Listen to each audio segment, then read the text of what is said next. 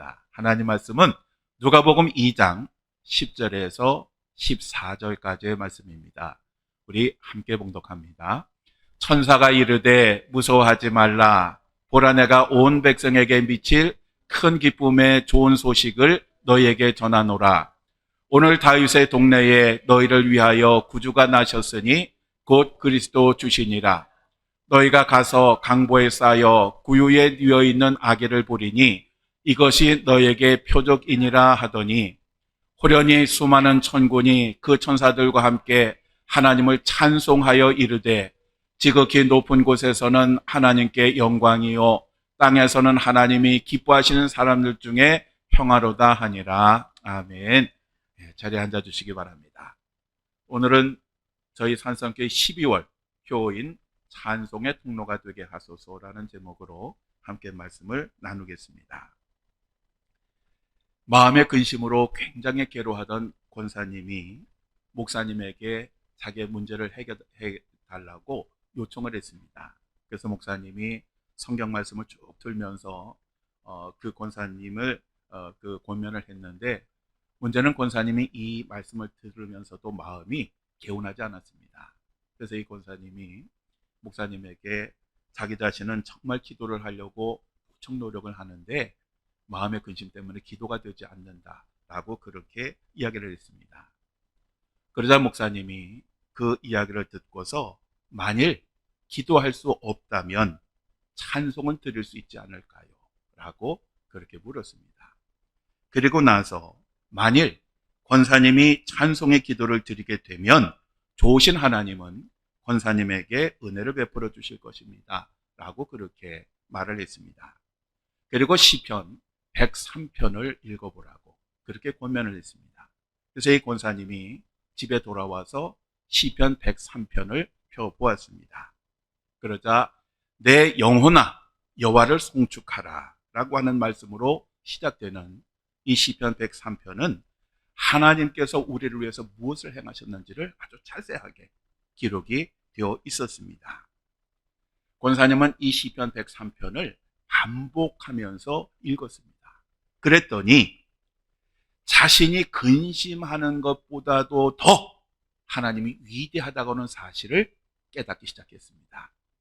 그리고 자신이 그 하나님께로부터 받은 그 은혜가 자기가 근심하는 것보다 훨씬 더 크다라고 하는 것을 깨닫기 시작했습니다. 그러자 그 근심의 마음에 형언할 수 없는 기쁨이 생기기 시작했습니다. 그리고 결국 그러한 하나님의 은혜로 마음의 근심에서 벗어나게 되었고 하나님을 찬양하는 그러한 생활을 시작하게 되었다라고 합니다. 우리가 하나님을 찬송하다 보면 우리들의 영혼과 우리들의 마음에 놀라운 변화가 나타나기 시작합니다. 찬송은 우리가 하나님께 드리는 것입니다. 그렇지만 그 찬송을 통해서 우리들에게 주시는 하나님의 놀라운 은혜가 있습니다. 여러분, 찬송이라고 하는 것이 무엇일까요? 보통 우리는 찬송이라고 하는 것을 노래라고만 생각하는데, 원래 이 찬송이라고 하는 것은 하나님의 위대하심과 능력과 권세와 이름과 행하신 모든 일들을 높이고 영광을 돌리기 위해서 부르는 거룩한 노래, 연주, 찬양, 연극, 오페라, 춤, 그리고 우리들의 삶 등 모든 것을 포함을 하는 것입니다. 즉 우리가 하나님을 높이는 모든 것들이 찬송이 됩니다. 성경에 보면 계속해서 하나님을 찬송하라고 말씀을 하고 있습니다. 우리 성경 몇 구절을 우리 함께 읽겠습니다. 시편 47편 6절에서 7절입니다. 찬송하라, 하나님을 찬송하라, 찬송하라, 우리 왕을 찬송하라. 하나님은 온 땅의 왕이심이라. 지혜의 시로 찬송할지어다. 아멘. 에베소서 5장 19절입니다. 시와 찬송과 신령한 노래들로 서로 화답하며 너희의 마음으로 주께 노래하며 찬송하며. 아멘. 고린도전서 14장 15절입니다. 그러면 어떻게 할까? 내가 영으로 기도하고 또 마음으로 기도하며 내가 영으로 찬송하고 또 마음으로 찬송하리라. 아멘. 우리들의 삶을 통해서 위대하신 하나님, 그리고 예수 그리스도를 통해서 우리들에게 베풀어 주신 하나님의 그 놀라운 은혜를 찬송을 해야 합니다. 우리가 어떠한 상황에 처하든지 간에 하나님께서 우리들에게 행하신 일은 변함이 없습니다. 그리고 앞으로 우리 하나님께서 하나님의 나라에 이를 때까지 우리들을 지켜주시고 인도하시고 보호해 주실 것이라고 하는 약속도 변함이 없습니다. 사도행전 16장에 보면 바울과 실라가 성령의 인도하심으로 전도의 계획을 바꾸어서 빌립보로 갑니다. 그런데 그 빌립보에 갔더니 귀신 들린 여종이 하나 있었습니다. 이 여종은 그 귀신 들린 것 가지고 점을 쳐서 돈을 벌었는데, 돈을 벌면 당연히 그 주인이 그 모든 수익을 가져갔습니다. 그런데 이 점치는 여종이 바울과 실라를 보더니 따라오면서 뭐라고 얘기하느냐 하면, 이 사람들은 지극히 높은 하나님의 종으로서 구원의 길을 너에게 전하는 자라. 아주 소리를 질렀습니다. 어떻게 보면 되게 좋잖아요. 야, 이거 이제 맨땅에 헤딩한다고 전도를 거기서 시작해야 되는데 이 여종이 바울과 실라를 높여주니 얼마나 좋겠습니까? 그런데 별로 그렇지 못했습니다. 왜냐하면 만약에 여종에게서 귀신을 쫓아내면 그 여종은 점을 못 치게 될 것이고, 점을 못 치게 되면 그 여종의 주인이 어떤 짓을 하겠습니까? 그런데 이 귀신 들린 여종이 처음 보았을 때뿐만 아니라 하여간 바울과 실라를 보기만 하면 쫓아다니면서 큰 소리로 이렇게 외쳤습니다. 그러자 할 수 없이 사도 바울이 예수님의 이름으로 그 귀신을 쫓아냅니다. 쫓아냈더니 그 여인은 평범한 여인이 되었고, 이제 수입이 끊긴 그 주인이 분노하여 이 바울과 실라를 붙들어다가 관리에게 고발을 합니다. 무슨 죄로 고발하느냐? 자기 여종에게 들어있던 귀신을 쫓아냈다는 말은 뺍니다. 빼고 나서 이 유대인들이 우리 성에 와서 이상한 풍속을 가지고 빌립보 성을 혼란하게 만들었다라고 그렇게 고발을 합니다. 당시 유대인들에 대한 이방인들의 인식이 굉장히 좋지 않은 때였습니다. 특별히 1년 전에 로마의 황제였던 글라우디오는 로마 제국으로부터 유대인들을 다 추방해라 라고 하는 칙령을 내린 상황이었습니다. 그러니 이방인들이 당시 유대인들을 얼마나 우습게 보았겠습니까? 그래서 이 주인들이 고발을 할 때에도 유대인이라고 하는 것을 강조를 했습니다. 그래서 관리들은 뭐 상황 따지지 않고 이 바울과 실라를 붙들어다가 그 옷을 찢겨서 심한 매질을 하고 그리고 감옥에 집어넣었습니다. 그러자 그 로마 그 감옥의 간수들이 이 바울과 실라를 아주 깊은 그러한 감옥에 가두고 감시를 하게 됩니다. 이 로마의 감옥은 당시 세 가지 종류가 있었습니다. 하나는 일반 감옥입니다. 이 감옥에서는 햇볕도 볼 수가 있고 공기도 쐴 수 있습니다. 근데 두 번째 감옥은 내옥이라고 해서 아주 철저하게 가두는 그러한 그 역할을 했고요. 그 다음에 지하옥이라고 하는 것이 있었습니다. 이 지하옥은 보통 사형수들을 가두는 그러한 감옥인데요. 여기에 들어가면 사람이 움직이지 못하도록 착고로 쇠사슬로 그 발을 묶어버립니다. 그리고 벽에 고정시킵니다. 그러니 얼마나 그 죄수가 아주 고통스럽겠습니까? 근데 이 간수들이 바울과 실라를 가둔 곳이 바로 이 지하옥이었습니다. 그래서 여러분 조금 전에 그림에서 보신 것처럼 그렇게 발이 묶여가지고 꼼짝 못하는 그런 상황에 이르렀습니다. 사실 바울과 실라 입장에서 본다고 하면 자기들이 계획했던 게 아니고 성령이 가라고 하셔서 갔고, 복음을 전하라고 하셔서 복음을 전했고, 그리고 귀신을 내어 쫓는 선한 일을 했는데 그 결과는 억울하게 심한 매질을 당하고 감옥에 갇히는 그러한 신세가 되었습니다. 그러니 얼마나 억울했겠습니까? 아마 우리 같으면 하나님 어떻게 이러실 수가 있습니까? 제가 뭐 잘못했습니까? 시키는 대로 했는데. 그런데 바울과 실라가요, 그 밤에 사실 그 매에 맞아서 굉장히 고통스러웠을 겁니다. 그러니까 보통 매질은 우리가 종아리 치는 그 정도 개념이 아니고요. 예수님의 그 채찍 맞으신 거 아시죠? 그만한 고통이었습니다. 그러니 그 아마 탈진 상태에 있었을 거예요. 그런데 이 바울과 실라가 밤에 하나님께 기도를 합니다. 그리고 찬송을 부르기 시작합니다. 그러니 그 조용한 감옥에서 밤에 이 바울과 실라가 찬송을 부르니 사람들이 어떻게 하겠습니까? 죄수들이 아주 귀 기울여서 그 찬송을 듣기 시작했습니다. 그런데 어느 순간에 이르게 되니까 큰 지진이 나서 이 감옥이 흔들리기 시작하고 죄수들을 묶었던 모든 것들이 풀어지게 됩니다. 간수들이 졸다가 이 지진이 나고 놀라서 깨보니까 감옥문이 다 열려 있었습니다. 그러니까 이 간수들은 이제 죄수들이 다 도망갔다고 생각했고, 그러면 자기들의 임무를 감당하지 못했기 때문에 그래서 자기 칼을 꺼내가지고 스스로 자결하려고 했습니다. 그때 바울과 실라가 큰 소리를 치면서 이들의 행동을 말립니다. 우리는 도망가지 않았다. 이 사건으로 인해서 그 간수들은 사도 바울의 전하는 메시지를 들었고, 그리고 그 가족들과 함께 세례를 받고 예수님을 믿고 구원을 받았습니다.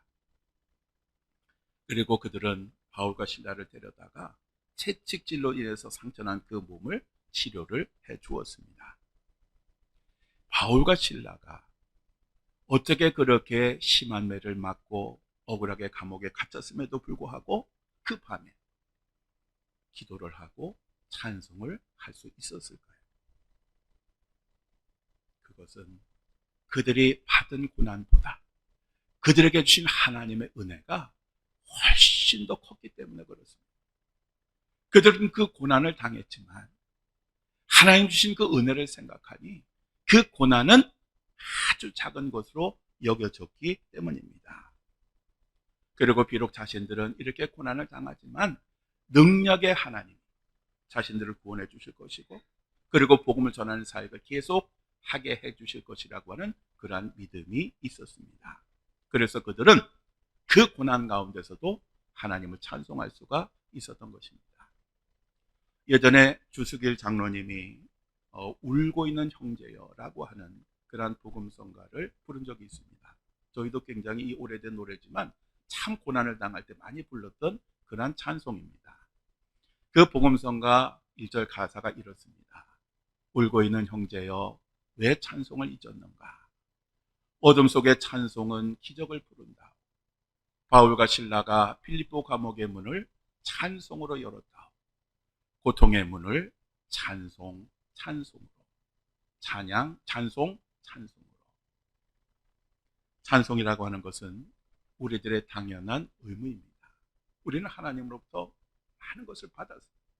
우리를 창조하셨을 뿐만 아니라 우리가 살아갈 수 있는 힘과 용기가 되셨고 늘 우리들을 도와주셨습니다. 그러니까 당연히 우리는 하나님을 찬송해야 합니다. 그렇지만 하나님은 찬송하는 사람들을 그냥 두지 않으시고 그들에게 놀라운 은혜를 베풀어 주시는 것입니다.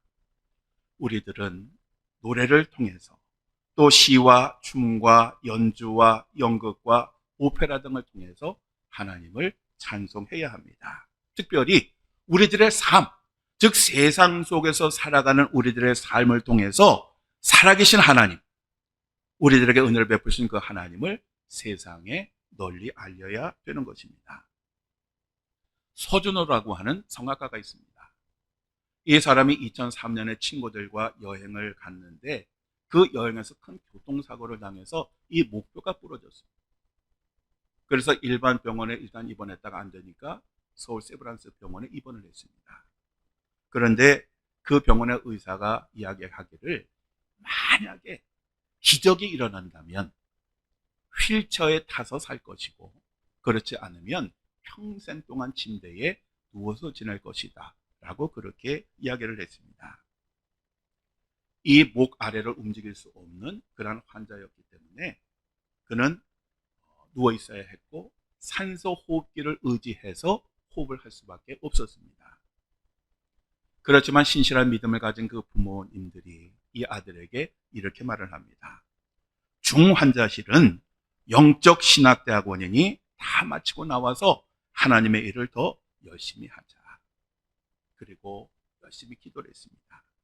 그런데 열심히 기도를 했지만 아들의 상황이 바뀌는 것은 하나도 없었습니다. 몸은 여전히 스스로 움직일 수가 없었고 오랫동안 이 산소호흡기를 끼고 있다 보니까 부작용이 생겨서 이 폐가 새까맣게 썩어 들어가기 시작했습니다. 결국 이 환자를 살리는 방법은 성대의 구멍을 뚫고 기관 삽입술을 해서 호흡을 하게 하는 것이었습니다. 그런데 성대의 구멍을 뚫게 되면 다시는 노래를 부를 수 없는 그런 상황에 이르게 됩니다. 그러니 그 부모님이 얼마나 가슴이 아팠겠습니까? 그렇지만 아들은 살려야 되니까 수술 동의서에 사인을 하고 집으로 돌아왔습니다. 그리고 그 아버지가 잠깐 잠이 들었는데 꿈을 꿉니다. 그 꿈이 뭐냐 하면 황무지에서 물이 막 솟아나는 그런 그 꿈을 꿉니다.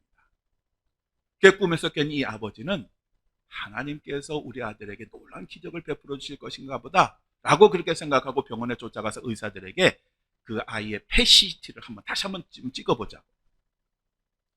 사실 뭐 의사의 입장에서 본다고 하면 좀 황당한 얘기지만 어쨌든 환자의 보호자가 요구를 하니까 PET-CT를 찍어보았습니다. 그랬더니 그 새카맣던 그 폐가 아주 깨끗하게 나았던 것을 보게 됩니다. 그리고 얼마가 지나서 자가 호흡을 하기 시작했습니다. 결국 이 사람은 중환자실에서 일반 병실로 옮겨지게 됩니다. 그때 서준호가 이렇게 믿음의 선포를 합니다. 나는 곧 일어날 것이다. 내 다리는 움직이게 될 것이고 다시 활동을 하게 되어 꿈에도 그리는 중앙음악 콩쿠르에 나가서 내가 반드시 우승을 할 것이다. 주변 사람들이 보기에는 굉장히 황당한, 정말 말 그대로 꾸민 그러한 선언이었습니다. 그런데 며칠 후에 이 서준호가 잠을 깼는데요. 자기 왼쪽 발의 발가락이 움직이는 것이 느껴지기 시작했습니다. 드디어 회복이 시작이 된 것입니다. 그리고 전신마비로 병원에 입원한 지 100일째 걸어서 그 병원을 나가게 됩니다. 그리고 2015년도에 중앙음악 콩쿠르에서 진짜 1등을 했습니다. 이 서준호라는 사람이 이렇게 고백을 했습니다. 제가 걷는 것, 호흡하는 것 하나하나가 감사합니다. 하나님께서 세우신 곳에서 찬양하며 많은 영혼들에게 하나님을 전하고 싶습니다. 그래서 지금도 이 서준호라고 하는 사람은 찬송을 통해서 많은 영혼들에게 살아계신 하나님을 전하고 있습니다. 오늘 본문 말씀에 보면 예수님께서 이 땅에 오신 그 밤에 천사가 야외에서 양들을 치고 있는 목자들에게 나타나서 다윗의 동네에 드디어 그들이 애타게 기다리던 구세주가 탄생하셨다라고 하는 소식을 알립니다. 그리고 천군과 함께 지극히 높은 곳에서는 하나님께 영광이요 땅에서는 하나님이 기뻐하신 사람들 중에 평화로다 라고 하면서 하나님을 찬송하였습니다. 오늘부터 교회력의 시작인 강림절이 시작이 되었습니다. 예수님은 2000년 전에 이 땅에 오셨고 오늘도 성령의 모습으로 우리 안에 계시고 앞으로 심판주로 이 세상에 다시 오실 것입니다.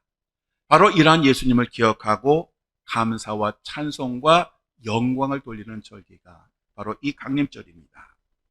오늘 우리는 바로 이러한 유일한 구원자 되신 예수 그리스도를 세상에 전하는 그러한 천사가 되어야 합니다. 그래서 모든 영혼들 한 영혼이라도 빠짐없이 구원받기를 원하시는 그 하나님의 소원을 이루어드리는 그러한 삶을 살아야 합니다. 사랑하는 성도 여러분, 시편 150편 1절, 2절 그리고 6절에 보면 이렇게 말씀합니다. 우리 함께 읽겠습니다. 할렐루야, 그의 성소에서 하나님을 찬양하며 그의 권능의 궁창에서 그를 찬양할지어다. 그의 능하신 행동을 찬양하며 그의 지극히 위대하심을 따라 찬양할지어다. 호흡이 있는 자마다 여호와를 찬양할지어다. 할렐루야. 아멘.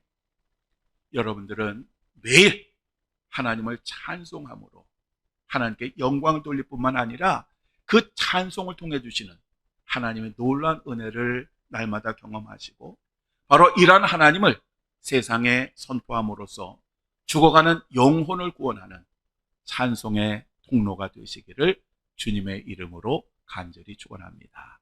기도하시겠습니다.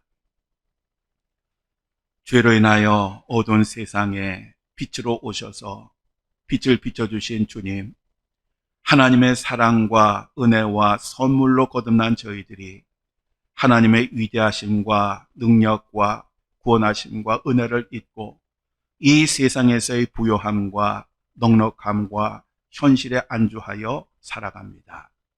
이 강림절을 맞이하여 이 땅에 오셔야 했던 그 예수님의 마음을 헤아리게 하시고 예수님을 통해 실현된 하나님의 구원 계획을 깨달아 이제는 오직 하나님만을 높이고 찬송하는 삶을 살게 하여 주옵소서. 삶을 통하여 하나님을 찬송하게 하시고 그러한 삶을 통하여 위대하신 하나님을 세상에 증거하는 통로가 되게 하여 주옵소서. 우리 주 예수 그리스도의 이름으로 기도드립니다. 아멘.